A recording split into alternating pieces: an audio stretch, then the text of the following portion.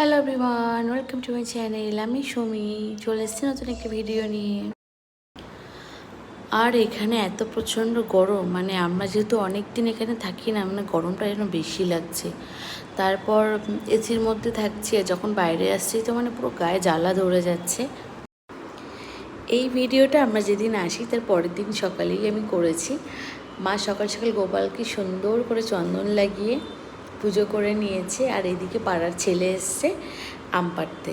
আম গাছটা যেহেতু পুকুরের দিকে শোয়ানো, তো আমগুলো পুকুরের জলেই পড়ছে, একটাও আমরা পাচ্ছি না।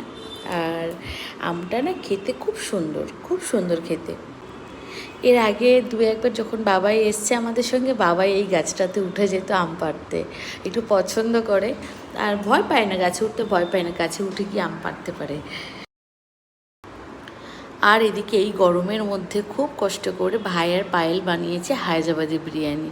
খুব সুন্দর হয়েছিল খেতে, মানে কি বলবো, একদম মনে হচ্ছে হায়দ্রাবাদেই আছি, এতটা ফ্লেভার ছিল ওর মধ্যে।